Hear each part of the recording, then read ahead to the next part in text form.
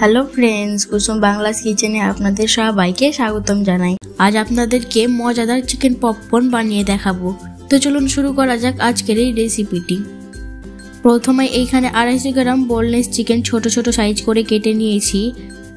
এবারে চিকেনের মধ্যে উপকরণগুলো দিয়ে দিব। তার জন্য এইখানে নিয়ে নিচ্ছি হাফ চা চামচ শুকনো লঙ্কার গুঁড়ো, হাফ চা চামচ হলুদ গুঁড়ো, হাফ চা চামচ চাট মশলা, স্বাদ অনুযায়ী লবণ, 1 চা চামচ আদা রসুন পেস্ট, 1 চা চামচ লেবুর রস, 2 চা চামচ ধনেপাতা কুচি। আপনারা চাইলে ধনেপাতাটা স্কিপ করতে পারেন। 2 চা চামচ বেসন আর সবশেষে দিয়ে দেব 1 চা চামচ কর্নফ্লাওয়ার। উপকরণগুলো সব একসঙ্গে মিক্স করে নেব।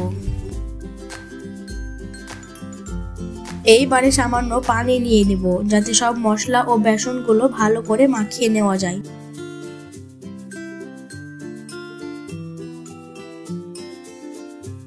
চিকেনের সঙ্গে সবগুলোই আমার কিন্তু মাখানো হয়ে গিয়েছে।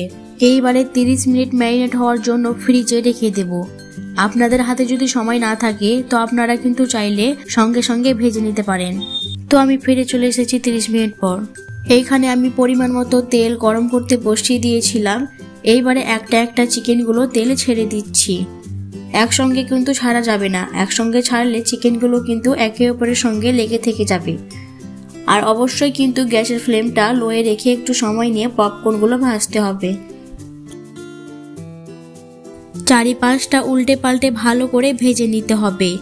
একটু সময় নিয়ে ভাজতে হবে, নয়তো ওপরটা হয়ে যাবে, ভেতরের চিকেনটা কাঁচা থেকে যাবে। তাই একটু সময় নিয়ে পপকর্নগুলো ভাজতে হবে।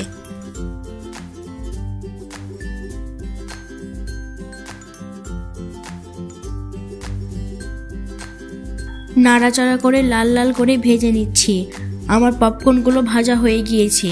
এবারে একটা ছাকনার সাহায্যে পপকর্নগুলো তেল ছাড়িয়ে তুলে নিচ্ছি।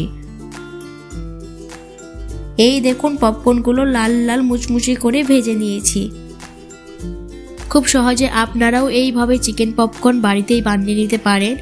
আমি কেচাপ ও পেঁয়াজের সঙ্গে সার্ভ করছি। আপনাদের পছন্দ অনুযায়ী আপনারা সার্ভ করে নেবেন। আর আমার ভিডিওটি কেমন লেগেছে অবশ্যই কমেন্ট করে জানাবেন। আবারও দেখা হচ্ছে নেক্সট কোনো রেসিপি ভিডিও নিয়ে।